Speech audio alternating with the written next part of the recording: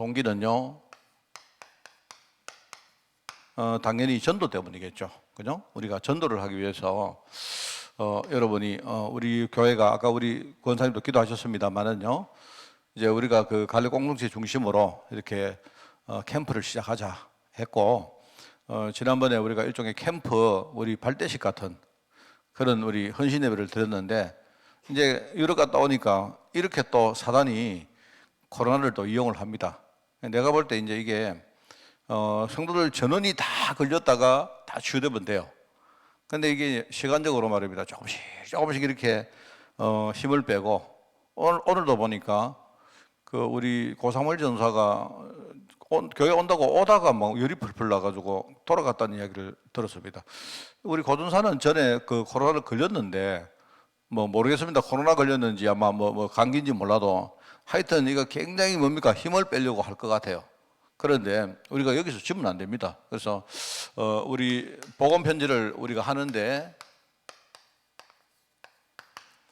여러분이 잘 알고 있는 메시지라고 생각을 할 수 있겠지만은요, 우리가 전도라는 관점에서 한 번 더 이렇게 메시지를 보고 여러분이 중요한 결단을 하는 그런 시간이 되기를 바라고요. 하여튼 올 한 11주 정도 안에 우리가 전도할 수 있는 많은 준비들을 그때 우리가 해놔야 됩니다. 그죠? 자, 그래서 오늘 이제 서론을 보면서 첫 번째는 이제 전도에 대한 이야기를 좀 하겠습니다. 전도가 뭘까요? 우리가 전도가 뭔가를 여러분 이야기를 해보려고 하면요, 많은 거 있습니다만은요, 저는 그 성경 안에 전도에 대해서 제일 제일 확실하게 주는 메시지가 저는 요한복음 1장 말씀입니다. 여러분, 요한복음 1장 말씀을 전도 관점에서 한번 이렇게 보겠습니다. 보면요, 이렇게 나옵니다. 태초에 말씀이 계셨다. 그죠? 말씀. 이 말씀이 계셨다. 그리고 보니까 이 말씀이 바로 그 안에 생명이 있었고, 이 생명이 바로 빛이다. 현장에는 어둠이 있었기 때문에요, 하나님이 그 어둠을 이기기 위해서 빛을 비추시는데, 바로 그 빛 안에 뭐가 있느냐? 생명이 있고, 바로 하나님이 말씀으로 빛을 비추셨다, 이 뜻입니다. 그러니까 말씀이 곧 하나님이다, 이 뜻이죠. 그죠? 그 이야기가 나오죠. 그런 이야기가 나오고, 그런데 하나님께로부터 보내심을 받은 사람이 있는데 그 사람의 이름이 요한이다. 그죠? 이 요한이라는 사람은 오늘 요한복음 저자 요한이 아니고 세례 요한이죠. 그죠? 세례 요한을 이야기하는 건데, 이 사람이 증언을 하러 왔는데 빛에 대해서 증언을 하러 왔다. 사람들이 빛에 대해서 깨닫고 자기를 통해서 바로 하나님을 믿게 하려고 왔다. 그 사람은 바로 빛이 아니다. 이 빛에 대해서 증언하러 온 사람에 불과하다. 하나님이 빛을 증언하기 위해서 하나님 부르심을 보내심을 받은 제자였다 하는 그 이야기입니다. 그런데 이 요한이 현장에 와서 복음을 전하려고 왔는데, 그런데 와 보니까 그죠? 원래부터 빛이 세상에 계셨는데, 그리고 세상이 그 빛으로 말미암아 지음받았는데, 그런데 세상 사람들이 전혀 빛에 대해서 알지 못했다. 결과 어떻게 됩니까? 빛이신 그리스도가 자기 땅에 왔는데 자기 백성들이 그 그리스도를 깨닫지 못하니까 영접하지 아니했다. 이렇게 나옵니다. 그죠? 그러면서 그런데 그 중에 영접하는 자가 있었다, 이 말입니다. 소수지만은요, 하나님의 특별한 은혜를 입은 영접하는 자가 있었는데 그 사람들이 예수님을 영접하고 그 이름을 믿음으로 말미암아 하나님 자녀가 되는 그런 권세를 얻었다 하는 이야기입니다. 이것은 혈통으로나 육적으로 사람의 뜻으로 된 것이 아니고 하나님께로부터 난 자들이다 하는 그 이야기입니다. 바로 이 말씀이 육신되어서 우리가 오신 분이 바로 그리스도, 독생자 그리스도시고, 그죠? 그분이 영광과 은혜와 진리가 충만하여더라, 이렇게 이야기합니다. 자, 여러분, 이 말씀을 통해서 우리가 전도를 어떻게 볼까요? 첫 번째입니다. 전도의 중요한 초점을 몇 가지 이야기 드리겠는데요, 여러분이 전도는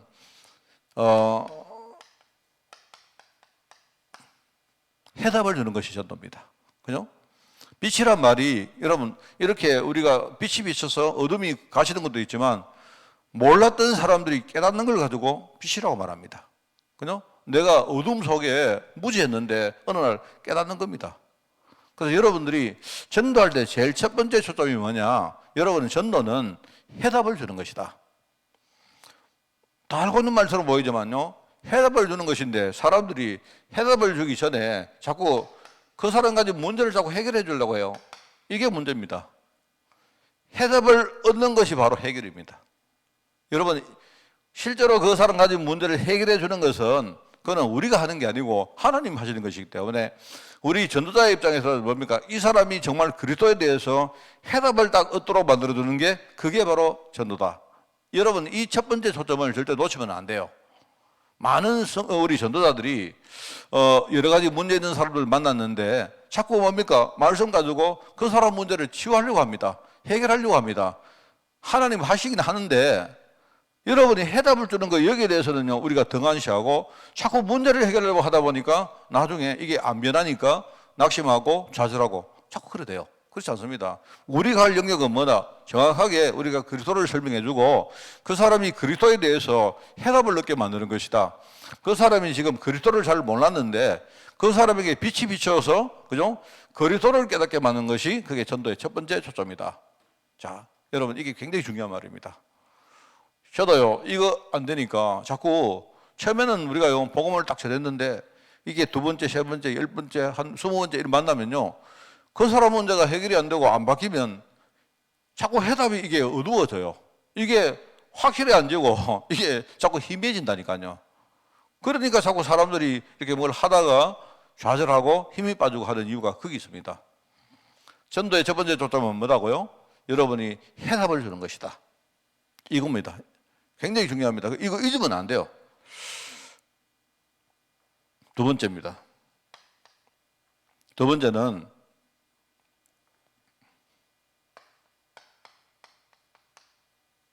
여러분이 현장에 가면요, 그냥 여러분이 정인으로 서는 것입니다. 이게. 그러니까 여러분이 이 정인을 할 때 그냥 있는 그대로 하세요. 사실은요, 여러분들이 나는 정말 잘 모르면 잘 모른다고 말하는 게 훨씬 좋습니다. 뭘 우리가 뭐 잘 가르치려고 할 필요 없고요. 그죠? 왜냐니까 나는 빛에 대해서 증거하러 온 사람이기 때문에 오늘 여기 아닙니까? 하나님이 이 보내심 받은 자가 있었는데 그 사람이 요한인데 요한은 그 사람이 빛이 아니고 이 빛에 대해서 증언하러 온 자다. 여러분이 정인이 되기 위해서는요, 증거가 있어야 됩니다. 이 증거는요, 뭐냐니까 다른 말로 하면 증거는 확신입니다. 여러분 요한일서 5장에 나오죠. 또 증거는 이것이니 여러분이 내가 구원의 확신, 그죠? 기도 응답의 확신, 이 확신이 있는 그게 증거입니다. 여러분은 증거 가진 정인으로 서는 거예요. 그러니까 여러분이 같은 말이긴 한데 비슷한 말이긴 한데요. 여러분이 그냥 있는 그대로 하는 겁니다. 여러분이 내가 확신 가지면요, 여러분이 그 사람 보지 말고 여러분이 확신 가지고 정인으로 서면 돼요. 그러면 이 사람이 어느 날 지금은 말입니다. 그 사람에게 증거가 불분명하기 때문에 그 사람이 지금요 굉장히 여리지만, 그죠? 아주 미숙하고 하지만 여러분이 정인으로 하고 서다 보면 이 사람이 증거를 가지면요, 나중에 그 사람의 신앙이 분명히 성장하게 됩니다. 그러니까 여러분은 항상 뭡니까? 증거를 가지고 서라. 정인으로 서라. 이 말입니다. 그러니까 자꾸 뭔가를 만들 필요 없습니다. 여러분이. 내가 말을 꾸며내고 여러분이 뭔가를 막 쥐어짜고 그러다 보니까 어떤 사람은 전도할 때 과장 많이 하죠. 과장을 많이 하고 뭐 과장 정도는 그래도 좀 봐줄만 하는데요. 아예 어떤 사람은 지내는 사람이 있습니다. 그런 사람이 있습니다. 실제로. 그래서 참 내가 여러분도 많이 겪어봤죠.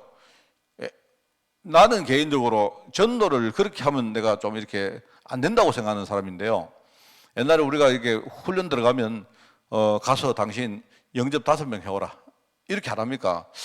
그건 이제 우리가 이렇게 뭔가를 도전해보자 하는 의미에서 그 좋은 훈련이라고 할 수도 있지만 저는 그게 대해서는 저는요, 개인적으로 저는 반대입니다. 굉장한 반대입니다. 저는. 그게 좋은 게 아니에요. 좋은 것처럼 보이는데 그렇지 않아요. 왜냐니까 사람들에게 자꾸 하나님 하시는 부분을 자꾸 우리가 강요를 합니다. 강요를 하는데, 그런데 강요를 하는데 진짜 어떤 소수가 거기에 대해서 진짜요, 뭔가를 하는 사람이 있지만 대다수는 뭐냐니까 강조를 하니까 자꾸 뭔가 만듭니다. 그래가지고 전에 우리 합숙훈련을 할 때 여러분이 현장에 나가서 이렇게 뭐 안 적어 옵니까? 전화번호도 적어 오고 주소도 적어 오잖아요. 근데 와보면요, 목사님 하시는 말이 들어보니까요, 전화해보면요 99%가 전부 가짜입니다. 가짜. 물론 현장에서 그러니까 대상자가 가짜로 말했을 수도 있고, 아니면 전도하는 사람이 가짜 전화번호를 적어온 거예요. 그런 경우도 많습니다. 내가 볼 때 그거는 좀 이렇게 안 좋은 거다. 그거는 어떻게 보면 전도의 초점을 흐리게 하는 거다. 제가 알기로는 우리 지금요, RTS 같은 데서, 이런 과제가 있습니다. 이런 과제가 있는데, 제가 그것 때문에 우리 김중목하고도 내가 이야기를 좀 많이 했고, 지금 고준사하고도 이야기를 지금 많이 하고 있는데, 뭐냐니까, 졸업하기 전에, 우리 연구원에 졸업하기 전에 3명을 전도를 해서 이 사람을 제자화시키는 숙제가 있어요. 근데 이 3명을 안 하면 아예 졸업을 안 시켜줍니다. 물론 학교에서는 그렇게 3명을 해보자 하는 그 좋은 취지인데, 저는 개인적으로 좀 반대입니다, 저는. 왜냐니까, 안 봐도 알아요, 제가 이제 RTS를 관여를 안 하니까 그렇지만, 내가 볼 때는요, 전도 3명 해서 제자로 만드는 것이 그게 쉬우냐? 쉬우면 쉬운 건데요. 그거는 어려우면 불가능합니다, 그건 아예. 그러니까 졸업을 해야 되는데, 여러분, 졸업하는 거는 졸업하는 거죠, 안 그렇습니까? 졸업하는 거는요, 과정을 밟고 나면 졸업하는 거지. 이거를 말입니다. 3명을 전도해서 제자화 못 시키면 졸업 안 시킨다 하니까 결국 어떤 일이 일어나느냐. 전도 초점에서 어긋나는 짓을 하는 거예요. 그래가지고 뭐냐니까 내가 볼 때 말하자면 가짜로 만드는 겁니다. 가짜로 안 만들면 어떻게 하느냐. 그냥요, 내가 볼 때 뭐 되는 사람도 있겠죠. 있지만요, 그 참 문제가 되는 겁니다. 그래서 내가 참 그러니까 많은 사람들이 어떻게 하느냐. 열심히 전도합니다. 하려고 노력하겠죠. 근데 하다가 안 되면 어떡합니까? 할 수 없는 거지. 안 그렇습니까? 내가 이제 우리 고준사 처음에 학교 들어갈 때 내가 그 이야기를 했어요. 내가 고준사한테 분명하게 내가 처음부터 준 미션이 아니었습니다. 왜냐하면 학교에서 만드는 그 제도이기 때문에 내가 틀렸다, 뭐 어떻게 할 수도 없지 않습니까? 없는데, 보자, 저 시계가 안 맞네. 예. 그래서 내가 고준사 불렀습니다. 불러가지고, 내가 처음부터 3명을 3년 안에 제자로 만드는 방법을 내가 이야기해 줄게. 제일 쉬운 방법 이야기해 줄게. 어떻게 하느냐. 네가 1명을 제자로 만들어야 된다. 1명을 제자 딱 만들어 가지고 그 제자가 2명 제자 만들도록 만들어야 된다. 내가 볼 때 그게요, 원래 그게 다락방 전도입니다. 그게 다락방 전도라니까요. 그죠? 말하자면 내가 내년은요, 우리 고준사가 갈래 공동체를 섬기고 있지 않습니까? 맞죠? 그러면 갈래 공동체 모든 우리 제자들은요, 고준사 제자나 마찬가지입니다. 그러면 네가 흔들리지 말고 처음부터 네가 열심히 막 안 되는데 말입니다. 들어가서 이렇게 3명 전도해서 그 다음에 그걸요, 영접을 시키고 그 다음에 뭡니까? 뭐 교회 이끌어내고 제자로 만들고 하는 것보다 그게 아니고 1명을 딱 네가 영접을 시키는데 그 1명이 전도하러 만들면 된다. 그러면 네가 3명 전도하는 거 똑같다. 그게 굉장히 중요한 말입니다, 여러분. 이게 그러면 일단은 3명을 내가 제자로 만드는 것보다는 1명을 제자로 만드는 게 쉽죠. 부담이 적지 않습니까? 안 그렇습니까? 맞잖아요. 원래 그게 다락방 전도입니다. 원래 그게. 그래, 초기 메시지를 들어봐라. 전부 다 만약에 우리 다락방이 성장할 때는 그렇게 전도해왔다. 근데 문제는 사람들이 자꾸 뭡니까? 어느 날 내가 몇 명 전도하고 이렇게 하니까 그때부터 전도가 안 된다. 여러분, 이게 중요해요. 왜 그런가 하니까 여러분, 증거는 만드는 게 아닙니다. 증거는요. 여러분이 증인으로 나가서 판사가 압니까 모릅니까? 이러면 모르면 모릅니다 하는 거죠. 그 사람 모른다 하면 그럼 증거 아닙니까? 모른다 하는 것도 증거고 알면 안다 하는 게 증거고 그런 거예요. 그러니까 여러분이 뭐를 만들지 말아야 말입니다. 내 말은. 억지로 뭘 하려고 노력하지 말아야 됩니다. 전도의 초점은 비슷한 말이죠. 뭐를 여러분이 해결하려고 노력하지 말고 이 사람이 해답을 딱 깨달아오고 만들어준다. 그게 첫 번째. 두 번째는 뭐냐니까 여러분이 확신 가지고 선다. 그게 증거가 되면 여러분은 증인된다. 그러면 이 사람에게 확신이 오면 어떻게 됩니까? 그럼 이 사람은요, 제자 되는 거예요. 세 번째입니다. 세 번째. 여러분이 오늘 이 3가지 이야기를 할 건데 여러분이 이걸 제대로 딱 알고 좀 고민 좀 하면서 기도 많이 하시는 분들은요, 전도할 수 있을 겁니다. 세 번째는 뭐냐니까 하나님이 현장에 분명히 제자를 보내놨습니다. 제자를. 그렇죠? 제자를 딱 보내놨습니다. 제자를. 그래서 보내심을 받은 제자가 요한이라 했지 않습니까? 그죠? 그런데 이 제자는 이게 뭐냐, 현장에 나가면 이게 뭐냐니까 어떻게 보면 현장에는요, 하나님을 모르고 예수님을 영접 안 하는 사람이 정상입니다. 여러분 알겠습니까? 성경이 말합니까? 하나님이 자기 땅에 왔는데 자기 백성이 하나님을 알지 못했다 했거든요. 자기 백성이 하나님을 영접 안 했다 했거든요. 그게 정상입니다. 그게 지금 창세기 3장, 6장, 11장 현실에 있는요, 세상 현장의 정상인 거예요. 그게 정상입니다. 그런데 그게 정상인데 그 정상 안에 비정상이 몇 명 있다니까요. 그게 뭐냐니까 특별하게 부름받은 소수의 제자입니다. 하나님이 준비한 제자. 그죠? 여러분 아닙니까? 다 영접 안 하는데, 그죠? 전부 다 영접 안 하잖아요. 어떻게 여러분은 영접하고 하나님을 믿게 됐습니까? 그 이상 안 합니까? 안 그래요? 대다수 성도들은요, 교회 와서도 복음 못 깨닫고 그냥 교회 자기 이익 때문에 교회 왔다 갔다 하는 게 여기 정상이에요, 그게.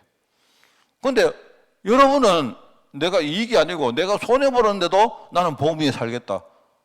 그게 하나님이 택한 특별한 제자입니다. 이 제자를 찾는 거예요. 그러니까 현장에는 이 제자는요, 항상 뭐냐니까 내가 그냥 제자로 부르면 그 자체가요, 너무 은혜가 되고, 그죠? 여기에 대해서 너무 감사가 된 사람이 있습니다. 전도의 세 가지 포인트가 요거예요. 그래서 여러분이 만약에 어떤 사람에게 복음 전했는데 이 사람이 그리스도로 해답이 났다, 그러면 끝나요. 해결된 거예요. 목사님, 이 사람에게 문제는 하나님이 하십니다. 하나님이 할 수도 있고 안 할 수도 있어요. 하나님이 지금요, 그 사람에게 안 하고 싶은데 내가 왜 하려고 해요? 이 사람이 질병이 있는데 하나님은 이 사람 질병을 해결 안 하려고 하는데, 근데 여러분이 해답 났다고 해결을 자꾸 하려고 합니까? 왜 그러면 그게 신앙입니까? 아니죠. 우리가 해야 될 사명은 뭐냐니까 해답 내리는 거, 요까지. 해답 나면요, 하나님이 뭐죠? 그 사람에게 하나님의 뜻 가운데로 인도하십니다. 그거는 하나님 하는 겁니다. 그래서 우리는 뭐냐니까 해답 났다, 그러면 끝난 거예요. 해답 난 그 자체가 해결될 거예요. 그러면 여러분이 흔들리지 않습니다. 나는 다락방을 10년 했는데 이 사람 왜 안 바뀔까요? 그거는 여러분 생각이죠. 내가 볼 때 그 사람은 안 바뀌었다고 생각하지, 하나님이 하시면요 1초만 해도 바뀝니다. 하나님이 일부러 안 하고 계실 때 있잖아요. 안 그렇습니까? 그러니까 이 사람이 딱 해답 났다, 그러면 되는 겁니다. 우리 가문복음왕에서 기도 많이 하는 분 있지 않습니까? 그래요. 주로 목사님, 내가 가문에서 기도했는데 10년 기도해도 응답 없고 20년 기도해도 응답 없고, 그러면 내가 그래 말합니다. 네가 가문복음왕 기도하는 그게 응답 아이가? 그렇지 않습니까? 하나님이 지금 너 가문에 큰 일을 해나가시는데 왜 너는 당장 너희 가문이 당장 네 눈앞에 바뀌기를 바라느냐? 그거는요 우리 생각입니다. 그렇지 않아요. 여러분이 이거 여러분이 제대로 딱 언약을 못 붙들면 사단이 요거 가지고 자꾸 흔들립니다. 요거 가지고 자꾸 지금요 눈앞에 사람이, 그래 제가 옛날에 이야기 나옵니까? 옛날에 귀신 들린 사람 한 명을 차에 갈 때 그 정말 그 가족들하고 앉아가지고 다락방을 같이 하는데요, 너무 신기합니다. 정말 가족들 그 부인하고 하는데 어떨 때 한 번씩 이렇게 부모님이 오셔요. 부모님이 가져와가지고 같이 예배를 드리는데, 희한하죠? 예배를 드리는데 이 본인 빼고 나머지 사람들은요 나를 안 쳐다보고 전부 다 이 사람 쳐다봐요. 왜냐하면 그 머릿속에 뭐가 들었느냐, 이 사람에게 지금 복음 전가하니까 이 사람 바뀌는가, 지금 이 사람 좋아지는가, 그것만 쳐다봐요. 그러니까 절대 안 좋아지는 겁니다. 절대 좋았지 않죠. 결과적으로 한참 다락방 했는데 나중에 가보니까 하나님이 그 사람은 안 바꾸는데 그 부인 바꿔보세요. 부인을 완전히 제자 만들어보세요. 그런 거 보면서 저는 처음부터 약간 그 답이 있었죠. 그 다음에 여러분이 자꾸 증거를 조작하지 마세요. 알겠죠? 그죠? 확신이 증거를 안 합니까? 여러분은 있는 그대로 증인으로 서시면 돼요. 하나님 하십니다. 자, 그리고 여러분은요, 안 되는데 자꾸 뭔가 여러분이 안 되는데 문을 열려고 노력하지 마세요. 현장에는요, 소수지만 하나님 은혜를 받은 제자가 있습니다. 이 사람 찾으면 돼요. 안 찾으면, 못 찾으면 할 수 없는 거고, 못 찾으면 여러분이 그냥 여러분 자신에게 만족하시면 됩니다. 야, 여러분이 만약에 다락방을 했는데, 목사님, 나는 끝까지 내가 전도했는데 아무도 못 찾았습니다. 그러면 더 기적 아닙니까? 야, 이렇게 사람이 없는데 굳이 나는 이렇게 진짜 소수의 선택받은 제자가 됐는지 더 감사하면 안 됩니까? 그렇지 않습니까? 안 그래요? 여러분이 10만 명 만났는데 목사님 나는 한 명도 못 만났습니다. 그럼 여러분은요 10만 명 안에도 안 들어가는 진짜 극소수 중에 한 사람이에요. 여러분 감사하면 안 됩니까? 이렇게 하라는 말은 이게 답이라는 뜻이 아니고요. 이렇게 하면 하나님은 나머지 부분은 하나님이 하신다니까요. 하나님이. 그게 전도입니다. 꼭 아시죠? 그래서 여러분은 자꾸 문제 해결을 하려고 나서지 마시고 억지로 증거를 만들지 마시고, 그죠? 또 여러분이 뭡니까? 여러분이 자꾸 뭡니까? 제자를 찾으려고 여러분 힘 가지고 하지 마세요. 그건 전도 아닙니다. 그래서 저는 그냥 좀 이렇게 전도를 생각하다 보니까 생각이 많이 바뀌었습니다. 저는 만약에 그렇지 않았으면요, 내가 우리 교회에서 막 전도해야 되고 렘넌트 후대가 지금요 소수가 되니까 줄어드니까 내가 막 후대를 전도하려고 애를 많이 썼을 겁니다. 그렇지 않습니다, 여러분. 그게 아니고 하나님이 우리 교회 또 내 개인, 내 인생, 또 우리 가정, 그리고 내 살아온 여러 가지 길들 쭉 보면서 하나님이 하시는 그 흐름을 쭉 보면 다 보입니다. 그러면 여러분이 뭘 내가 했다 안 했다 할 것도 없습니다. 그게 여러분이 꼭 말씀드리고 싶은 전도입니다. 자, 그래서 이제 여러분이 전도자들이 기억할 몇 가지 내용이 있습니다. 자, 여러분이 특별히 전도자들이 이 복음 편지를 여러분이 활용하실 텐데요. 여러분이 전도자들이 여러분이 이 복음 편지를 가지고 복음 전할 때에 자, 우선 몇 가지 케이스가 있습니다. 첫째는요. 자, 많은 사람은 상담하는 경우가 있습니다. 상담하는 경우가 있습니다. 상담할 때에 상담의 핵심은 뭐냐? 항상 뭐라고 했습니까? 우리가 전도의 기술이라고 말하면 기술이라고 말하기 좀 힘들지만 만약에 기술이라고 말하면요. 여러분이 어떤 사람을 만나서 상담을 해도 그 사람을요. 그리스도로 해답내도록 만드는 기술을 여러분이 연마할 필요가 있습니다. 여러분 이거는요. 여러분이 뭐 기술이라니까 이상한 말이긴 한데 좀 약간 인본주의 말처럼 보이지만 만약에 기술이라고 하면요. 여러분이 어떤 사람하고 어떤 대화를 해도 이 사람이 그리스도의 답을 낼 수 있도록 여러분이 만들어주는 기술을 연마할 필요가 있습니다. 왜입니까, 여러분? 아까 말했죠. 그리스도 자체가 모든 문제 해결이기 때문에 그래요. 이 사람이 그리스도 깨달으면요. 그 자체가 모든 문제 해결된 거예요. 그래서 여러분이 항상 상담을 할 때는요, 중간중간에 포인트를 이 사람이 어떻게 하든지 그리스도의 답을 내도록 여러분이 포인트를 맞춰야 됩니다. 물론, 어거지로 한다든지, 여러분이 강압적으로 한다든지 그럴 필요는 없습니다만은요, 여러분이 여기에 대해서 좀 약간 많은 경험들을 해볼 필요가 있어요. 상담하는 경우에. 자, 그 다음에 두 번째, 치유하는 케이스가 있습니다. 치유. 크고 작은 여러 가지 질병 있죠. 여러 가지 질병들이나 영적 문제 있겠죠. 이걸 치유할 때 여러분이 우리 항상 말하지 않습니까? 바로 근본 문제.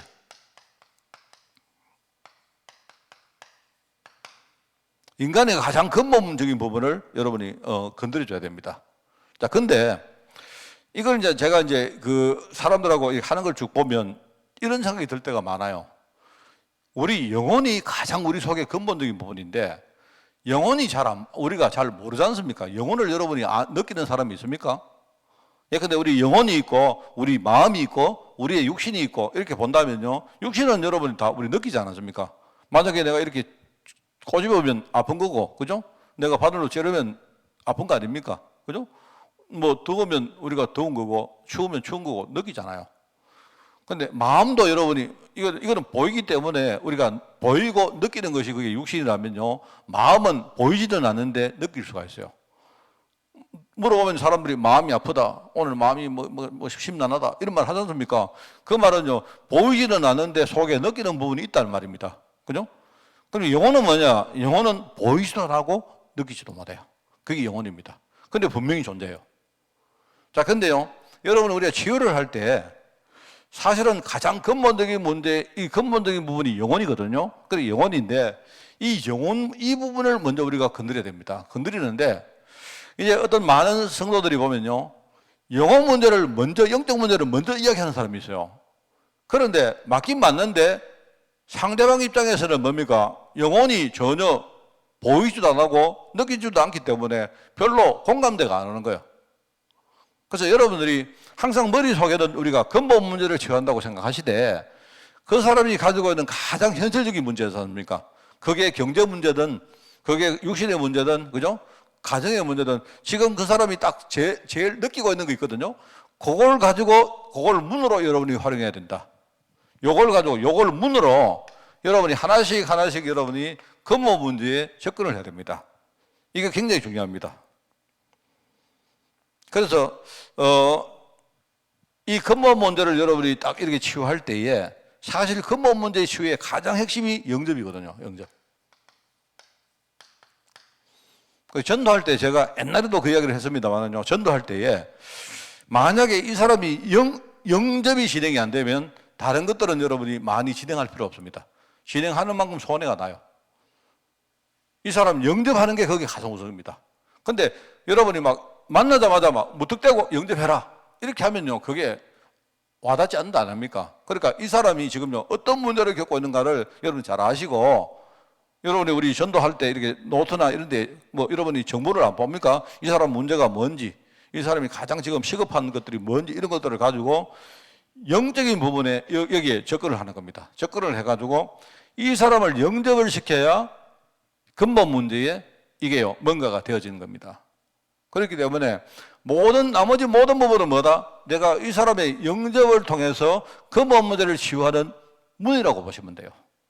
알겠습니까? 문에 불과한 거예요, 이거는. 그래야 됩니다. 꼭 그렇게 하시라. 그죠? 이제 그래 치유할 때는 그렇게 하시라. 이거고요. 이제 그런 메시지가 계속 나올 겁니다. 자, 세 번째. 이제 여러분이 삶을 도와주는 경우가 있습니다. 실제로 이 사람이 굉장히 삶이 무너진 사람이 있죠. 이 사람이 삶이 전혀 안 된다든지, 그죠? 심지어는 어떤 사람은 뭡니까? 지금 여러 가지 문제에 중독돼가지고, 거기서 뭡니까? 자기 인생을 완전히 낭비하는 사람도 있습니다. 그리고 삶을 도와주는 사람은 이제 좀 더 이제 이런 거하고는 또 뭐랄까요? 차원이 조금씩 더 높아지는 겁니다. 내가 볼 때는 상담하는 게 가장 우리가 보편적인 것이고요. 그 다음에는 치유하는 겁니다. 그리고 삶을 도와주는 거는 뭡니까? 시간도 좀 많이 걸리고 여러분이 여기에는 에너지를 좀 많이 쏟아야 되고 이거는 뭐냐니까 실제로 이 복음을 누릴 수 있도록 만들어야 되거든요. 그렇기 때문에 그 사람과 내가 이렇게 공감대를 가지고 같이 지내고 이런 시간들도 많이 필요하고요. 그 사람이 가지고 있는 여러 가지 지금 현실에 내가 굉장히 뭡니까? 이렇게 공감대를 가질 필요가 있습니다. 이런 게 굉장히 중요해요. 그러니까 여러분이 좀 느긋한 마음을 가지고 여러분이 그렇게 하시고 가급적이면 삶을 도와줄 때는 이 삶 자체가 현장이기 때문에 삶을 도와줄 사람에게 여러분이 성경을 가르친다든지 그렇게 할 필요 없습니다. 가급적이면 현장적으로 그 사람에게 이 접근을 해서 그러니까 삶을 도와줄 때는 그 사람하고 굉장히 뭡니까? 비슷한 어떤 그런 경험이 있는 사람 이런 사람들이 좋아요. 왜냐하니까 지금 경제가 완전히 뭡니까? 무너진 사람, 그죠? 이런 사람에게는요, 실제로 나도 경제가 옛날에 많이 무너지고 그랬던 사람들이 접근해서 공감대를 가지는 게 굉장히 좋습니다. 이게 굉장히 중요합니다. 그래서 좀 여러분 같이 지내는 시간을 좀 많이 가지고 좀 짧은 시간이지만 여러분이 그 사람에게 뭔가 자꾸 가르치려고 하는 것보다는 뭔가 현장적으로 그 사람 삶 속에 이렇게 여러분이 접근을 해서 함께 이렇게 나누는 그런 것들이 중요하다. 그리고 이제 네 번째 케이스가 있는데 비슷한데요. 이제 좀 더 어려운 케이스입니다. 뭐냐니까 실제로 귀신 들린 사람이 있어요. 이거는 여러분이 귀신 들린 사람을 딱 만나면 이거는요. 뭐 귀신 들린 사람 아니라도 여러분이 볼 때 이 사람 문제는 진짜 어마어마하게 큰 문제라 이렇게 본 사람이 있지 않습니까? 이 사람은요. 일단 여러분이 눈에 문제가 크게 보이면 여러분 반대를 보라 했지 않습니까? 뭐냐니까 하나님이 이 가정에 큰 계획이 있다고 봐야 됩니다. 일단 그렇게 보는 거예요. 그러니까 아예 여러분이 이런 사람을 도와줄 때는 뭐죠? 내가 평생 이 사람에게 내가 완전히 올인한다 이런 마음 가지고 해야 돼요. 이래가지고 어떤 시간을 많이 가집니다. 시간을 많이 가지고 여러분이 지속을 하는 게 중요하죠. 지속. 뭐 여러분이 우리가 귀신 들린 사람을, 이 귀신 들린 사람을 당장 내가 어떻게 해서 치유할 방법은 없습니다. 시간을 많이 가지고 우리가 지속하는 게 중요하기 때문에 여기는 어떤 교회라는 시스템이 굉장히 중요합니다. 그래서 많은 성도들이 여기 함께 이렇게 팀을 이루기도 하고, 그죠? 많은 사람들이 이 사람의 어떤 기도 배경 되어 가지고요, 이 가정이나 이 개인의 기도 배경 되어 가지고 일종의 시스템 역할을 만드는 것이 굉장히 중요해요. 그렇습니다. 그래서 그게 이제 우리가 이 전도할 때에 겪게 되는 한 몇 가지 내용들입니다. 뭐 그 외에도 다양한 것들이 있겠지만 여러분들이 그렇게 해보시고요. 자, 그래서 여러분이 그 아까 우리 유인물을 나눠줬습니까? 거기 보시면요, 이런 게 나옵니다. 그거 한번 읽어볼까요? 제가 거기 복음 편지를 띄우며라고 하는 그 내용이죠. 여러분 받으셨죠? 제가 읽어보니까 이게 참 좋아요. 내가 읽어보니까 나는 도대체 누구이며 어디로 왔다가 어디로 가는가, 이 질문에 얽힌 풀리지 않는 해답을 찾기 위해서 그동안요, 너무 오랫동안 많은 사람들이 피나는 노력을 해왔는데, 그럼에도 불구하고 우리 삶은 전혀 풀리지 않습니다. 고난과 질곡의 연속이고, 인간의 힘으로 해결이 안 되는 그런 우리 예측 불가능한 많은 여러 가지 저주와 재앙의 사고들이요, 우리 현장을 얼마나 어렵게 만드는지 모릅니다. 참 여러분 그렇죠? 혹시 당신도 다음 문제로 고민하거나 괴로워하거나 하고 계시지 않습니까? 하는 질문이거든요. 그 질문 밑에 보니까 이렇게 몇 가지 케이스가 나와요. 착하게 성실하게 살아도 실패가 왜 계속됩니까? 원인도 없이 재앙과 실패가 계속됩니까? 여러분 내가 볼 때는 실패하고 싶은 사람은 아마 거의 없을 겁니다. 없을 겁니다. 그죠? 그런데 희한하죠? 내가 가만히 볼 때 인생이 살아가면서 처음부터 이 실패라는 것을 우리가 운명적으로 가지고 사는 것 같아요. 그리고 삶의 의미를 상실해서 어느 날 허무감에 빠진 사람도 많고, 뭐 환상이나 환청이나 정신병이나 뭐 이런 지경은 아니라도요, 그냥 우리 흔히 말하는 노이로제, 신경질환, 그죠? 그리고 여러 가지 뭐 이런저런 병명도 없는 병 가지고 고민당하는 사람들 많습니다. 더더구나 항상 365일 24시간을요, 불안, 염려, 그 중에 좀 뭡니까? 좀 적극적인 사람은 그래도 미래 운명을 알려고 막 애를 쓰고, 내가 볼 때 점집에 가는 사람들은요, 굉장히 적극적인 사람입니다. 근데 대다수 사람들은요, 그냥 뭐 불안한데, 그냥 소극적으로요, 그냥 불안해 하는 거예요. 그런 사람 많습니다. 그러니까 불안하니까 답이 없지 않습니까? 그래서 불안한 사람들이 하는 행동이 뭐냐? 열심히 미래를 자기가 준비합니다. 열심히 준비하는데, 여러분 열심히 준비하는 건 좋은 겁니다. 나쁜 게 아닙니다. 나쁜 거 아닌데, 문제는 앞에 이야기했지 않습니까? 앞에. 왜 인간은 성실하게 살아도 착하게 살아도 실패가 계속됩니까? 근본적으로 인간이 실패라는 그 운명에서 빠져나오지 못했기 때문에 미래를 자기가 열심히 준비하고 열심히 사는 것은 좋은데, 문제는 이 운명 문제가 해결이 안 되는 거예요. 그 사람들이 어떻게 하느냐? 열심히 산 만큼 나중에 상실감이 더 커지는 겁니다. 나는 차라리 열심히 안 살았으면, 여러분 예컨대 안 그렇습니까? 나는 열심히 안 살고, 아이고 모르겠다, 막 되는 대로 살자. 돈 생기면 쓰고, 그죠? 돈 생기면 뭡니까? 육신의 쾌락을 즐기고. 그러면요, 나중에 내가 망했다, 그래도 내가 역시 열심히 뭡니까? 쾌락을 즐겼으니까 된 거죠. 안 그렇습니까? 그런데 어떤 사람들은요, 더 열심히 삽니다. 더 열심히 자기를요, 이렇게 다 드리고 이렇게 합니다. 열심히 돈 안 쓰고, 그죠? 아끼고 절약하고 했는데, 나중에 어떻게 됩니까? 상실감이 더 커진 거예요. 그러니까 어느 순간에 뭐냐니까, 인생이 허무해진 거예요. 여러분 있지 않습니까? 상실감이 큰 사람들은요, 과격한 행동을 합니다. 우리가 상실감이 작으면요, 과격하게 안 나가요. 인생이 그런 거 아이가? 이러고는 그냥 그렇게 사는데, 상실감이 크면요, 예컨대요, 충동을 느낀다든지, 그죠? 이게 뭡니까? 자기 인생을 완전히 바꿔본다든지, 심지어는 자살해버린다든지, 가출해버린다든지, 그런 사람들이 많아요. 자, 그런데 이 사람들이 어느 날 어떤 생각이 드느냐? 누구를 만났는데 당신이 문제가 해결된다. 누가 답을 주는 거예요, 답을. 그 답을 주는데 뭐냐니까 당신이 신을 모셔야 된다. 극소수의 사람입니다, 사실은요. 여러분, 신 받는 사람들이 그렇게 많지는 않아요. 않는데 이 사람들 가운데 어쩔 수 없이 자기 인생에 대해서 뭔가 답이 없으니까 뭔가 남의 말을 듣고 뭡니까? 그 길을 가는 겁니다. 그래가지고 신을 받는 사람이 있어요. 그리고 상당수는 뭐냐니까 결국은 답이 없으니까 그냥요, 그냥 알코올, 마약, 뭐 약품, 그냥 쾌락, 여기에 그저 중독돼가지고 그냥 그렇게 사는 겁니다. 하는 말이 뭡니까? 뭐 인생 별거 있냐? 인생 별거 없죠, 원래. 원래 인생이 별거 없습니다. 여러분, 그런데요, 별거 없는 인생인데 하나님이 우리 별거 없는 인생인 우리에게요, 우리가 짧은 인생을 사는데 별거 없지 않습니까? 안 그렇습니까? 인생이 뭡니까? 우리가 이 땅에 와가지고 많이 살아봤자 한 80년 뭐 이렇게 사는데 안 그렇습니까? 뭐 처음에는 어릴 때는 잘 몰랐고 중년 때는 뭡니까? 열심히 살아가지고 뭡니까? 뭐 내가 열심히 산다고 바빴고요. 나중에 뭡니까? 내가 이제 노년이 딱 되니까 아이고 이제 뭐 아무것도 없거든요. 별거 없지 않습니까? 사실은 그렇습니까? 나도 살아보니까 별거 없던데요.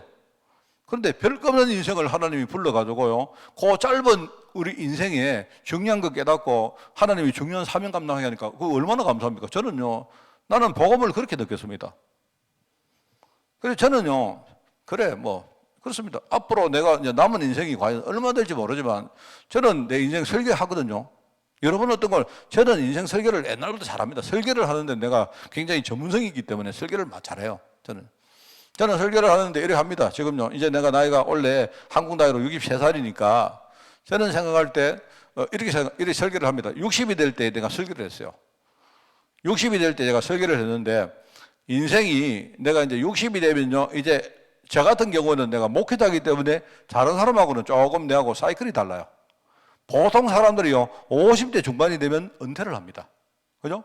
은퇴를 하는데 그러면 은퇴하면 어떻게 10년 정도는 뭐냐? 내가 건강도 있고 팔팔해요. 돈도 좀 있고. 아직도 어디 가면요, 친구도 많고, 나 불러주는 데도 많고. 그런데 나는 뭡니까? 은퇴한 사람이야. 그런데 이때는요, 뭔가 막 돈도 많이 써야 되고, 그죠?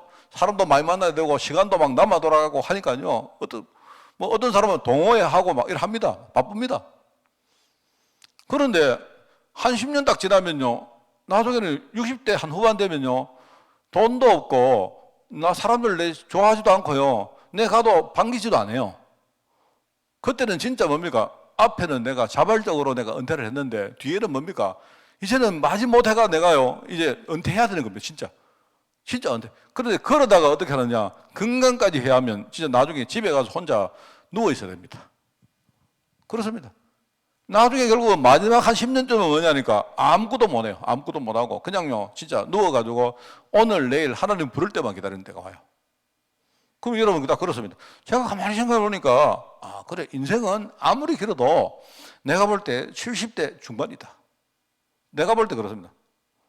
내가 자발적으로 내가 몸을 움직이고 뭘 할 수 있는 때는 나는 70 중반이에요. 70대 초반이라고 생각합니다. 70대 초반이 넘으면 내가 볼 때는요, 이제는 힘도 없고, 내가 어디 가서, 여러분 70대 넘은 사람이 어디 가서 막 누구하고 말하면 열심히 뭐 하겠다 하면요, 좋아하지도 않아요, 사람들이. 싫어합니다, 여러분. 그러니까 여러분 어떻게 하느냐? 내 같은 경우에는 앞으로 10년이다. 나는 63인데 앞으로 70세까지 내가 10년 내지는 한 10년 정도 남짓이다 생각합니다. 그때까지는 내가 열심히 내가 뭐 하느냐? 오직 하나에 내가 올인한다. 누가 뭐라 하든지 상관없다. 그리고는 그 다음에는 나는 느긋하게 내가 즐길 겁니다. 내가 70대 한 중반이 넘으면요, 그때부터는 뭡니까? 내가 아마 그때는 아마 내가 우리 교회 내가 안 쫓겨나서면 아마 우리 교회 원로 목사 좀 하고 아니겠습니까? 그러면 뭐 성도들 찾아가가지고 기도해주고, 내가 뭐 별거 할 거 뭐 있습니까? 내가 성도들 머릿속에 담고, 후대들 담고, 현장 담고요, 나는 기도하고, 기도 속에 모든 걸 내가 다 이렇게 하다가 어느 날 하나님 부르면 가는 거 아닙니까? 저는 그거 벌써요, 다 이미 거기에 대해서 제가 설계가 다 돼 있고, 그러면 이때는 내가 뭘 하고, 이때는 어떻게 하고, 이때는 뭐가 필요하고, 그런 것까지도 저는요, 다 설계되어 있습니다. 물론 설계하라는 뜻이 아니고, 그런데 지금요, 내가 그걸 하니까 뭔가 너무 좋아요. 너무 기뻐요. 사람들은요, 전부 다, 아이고, 서울에 있는 친구 이야기 나옵니까? 친구가 이제, 나는 원래 63이고, 그 친구는 62인데, 큰 회사에 이 친구가 이사인데, 상무인데, 맨날 이야기하는 겁니다. 하는 말이, 요번에 내가 유럽 간다고 갔는데, 아침에 이 친구가 베트남 갔다가 돌아오다가 인천공항에서 만났거든요. 내하고 만났는데, 잠시 아침을 먹었는데, 내가 보고, 니는 좀 좋겠다. 왜냐니까 이 친구는요, 지금 자기들 뭡니까? 부장급들하고 뭐 이사급들하고 모이면 맨날, 아이고, 내일 뭐 하노? 예, 근데 이제 원래 뭐냐니까 이제 이사 전체를 개표를 한대요. 개표를 하는데, 이제는 막 좌불안석인 겁니다. 이 친구는 미국 살다고 왔기 때문에 한국에 집도 없어요. 그래가지고, 아이고, 이제 내가 지금은 자기가 이 상무니까, 이사급이니까, 임원이니까, 자기는 집도 나오고 차도 나오고 다 있는데, 문제는요, 이제 은퇴하면, 어떡하나. 맨날 하는 말이 그런 말이에요. 그리고 나보고 하는 말이, 박 목사, 진짜 부럽다. 내가 이야기하면, 니 진짜 복음 기다린다, 지금부터. 내가 그냥 하는 말은, 교회 열심히 가라는 말이 아니다. 네가 정말로 복음 딱 깨닫고, 그 안에서 네 다음 인생 준비해야 된다, 지금부터. 내가 그런 이야기 했습니다. 그러면 내가 가는데, 탁, 호주머니에 뭐, 돈을 딱 주더라고요. 야, 내가 네 돈 안 줘도 된다니까요. 뭐, 이 돈은 내가 박 목사한테 내가 주는 성교비다. 그래. 나는 생각할 때 얼마나 기쁜지요. 돈을 주니까 얼마나 감사해요. 안 그렇습니까? 근데 그게 아니죠. 이 친구는 지금요, 매일매일이 자불안석입니다. 그리고 저는요, 앞으로 10년, 15년 동안 내가 어떻게 인생을 살까 생각하니까요, 가슴이 막 벌렁벌렁해요. 내가 얼마나 기쁜지. 내가 그 이야기를 이 친구한테 했다니까요. 했으니까 정말로 부럽다는 거예요. 내보고. 정말입니다, 여러분. 그래서 정말 이게 너무나 감사하죠. 그래서 여기 보니까 이런 괴로움과 고통 속에 계신 분들에게 해결책을 드리기 위해서 사실은요, 유광수 목사님이 현장에서 사실은 하나하나 이렇게 쓴 것이 바로 복음편지입니다. 그냥 현장에서 뭘 알고 쓴 게 아니고요. 만나는 사람에게 그냥요, 메시지를 주고, 그 다음 만날 때는 조금 더 거기다가 가미해서 주고, 그죠? 이런 식으로 10개를 쓰다 보니까 만들어진 책이 바로 복음편지다, 이 말입니다. 그죠?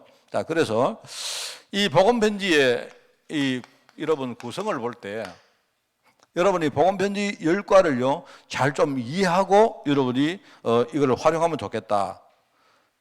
복음편지의 구성은 1과에서 4과입니다. 그 다음에 5과에서 10과까지. 이 두 개로 나눠줍니다. 1과에서 4과는 뭐냐니까, 이 사람이 복음을 깨닫고, 그죠? 영접으로 가는 과정을 담고 있습니다. 여러분이, 그게 무슨 말인가 하면요, 가급적이면 여러분이 1과에서 4과 할 때에, 4번 만날 때에 복음 깨닫게 만들어서 어떻게 하든지 영접을 시키는 것이 가장 좋고 정상적인 겁니다. 그러니까 1강, 2강, 3강은 조금씩 왜 영접을 해야 되겠는가를 이 사람에게 이해를 시켜주는 거예요. 그리고 영접을 시키는 과정이라고 보면 됩니다. 그리고 4강은 뭐냐니까, 4과는요, 이 사람이 영접을 한 걸 가지고 한 번 더 영접을 확인하는 과라고 보시면 돼요. 알아듣겠습니까? 인간은 왜 행복이 없는가? 그러면 인간은 행복을 하려고 하면요, 인간은 행복할 방법이 있는가 없는가? 인간은 행복하고 싶은데, 그런데 하나님을 만날 수 없기 때문에 행복할 수가 없는 겁니다. 인간은 근본적으로. 그러면 어떻게 하나님을 만나느냐? 이 답을 주면서 영접으로 이 사람을 이끌어가는 거예요. 영접해야 하나님 자녀가 되는 것이니까, 저는 나중에 영접에 대해서 한 과를 내가 따로 이야기하겠습니다. 그리고는요, 영접한 이 사람에게 사과에서 뭐 하느냐, 그죠? 예수만이 왜 길이 되는가에 대해서 한 번 더 여러분이 메시지를 하면서 이걸 확인을 시켜야 돼요. 요게 1과에서 4과입니다. 자, 요거는 이제 영접에 대한 것이라면요, 5과에서 10과는 이미 영접한 하나님의 자녀에게 그 안에 있는 많은 것들을 확인시키는 작업입니다. 그게 5강부터 10강까지라고 보면 돼요. 그래서 5강은 뭐냐니까, 구원받은 자 속에 있는 축복이 뭔가를 확인시키는 작업이고, 그죠? 그리고 구원받은 자는 어떤 신분인가를 확인시키는 게 그 6강입니다. 그죠?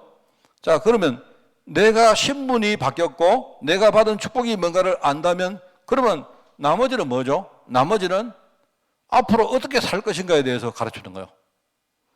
그게 뭐냐니까 7강, 8강은 영적 싸움에 대한 이야기입니다. 그리고 9강, 10강은 뭐냐? 그거는 기도에 대한 이야기입니다. 삶에서 진짜 복음을 누리도록 만드는 그게 그 핵심입니다. 알겠죠? 자, 그러니까 이걸 여러분이 다시 한번 서면요. 1강에서 3강은 뭐라? 영접에 대해서 여러분이. 그 다음에 4강은 뭐다? 영접을 확인하는 겁니다. 그죠? 자, 그리고 뭡니까? 5강하고 6강은 뭐다? 이거는 뭡니까? 구원받은 자 속에는 신분과 축복을 말하는 것이고요. 그 다음에 뭡니까? 우리가 구원받았지만은, 하나님의 축복을 받았지만은, 그런데요, 우리 현장에는 뭐죠? 영적 삶이 그대로 기다리고 있는 거예요. 그래서 7강하고 8강은 바로 구원받은 자가 해야 될 영적 싸움을 이야기하는 것이고, 그죠? 그리고 9강하고 10강은 뭐다? 바로 우리 삶에서 우리가 기도를 어떻게 누릴 것인가에 대해서 말하는 것이 바로 이게 바로 10강으로 이루어진 복음 편지의 구성 내용입니다. 알겠죠? 한번 여러분이 이대로 할 건 없는데 여러분이 이걸 아시고 어떤 많은 사람들이 자꾸냐 이런 생각을 안 하고 그냥 막 우리가 교사를 자꾸 여러분이 공부만 해요. 그래 안 됩니다. 전체가 지금 뭐로 이루어졌는가를 딱 보시고, 그죠? 한번 여러분이 다락방 사람에게 가서 요 순서대로 한번 이렇게 해보시기 바랍니다. 그 순서에 여러분이 묶일 필요는 없는데 그걸 여러분이 아시고 딱 해보면 돼요. 그러면 이 사람이 해답을 얻고, 그죠? 나중에 정인으로 성장하게 되고, 아마 내가 구원받은 사실이 얼마나 감사한지 이거요, 나중에 신앙 고백하는 그런 제도로 자랄 겁니다. 우리가 이런 사람을 우리 지금부터 찾는 것입니다. 저는 생각인데 내 평생에 내가 이런 사람 한 명만 찾았다. 내 인생은 성공한 인생입니다. 여러분 승리하는 여러분 되시기 바라고요.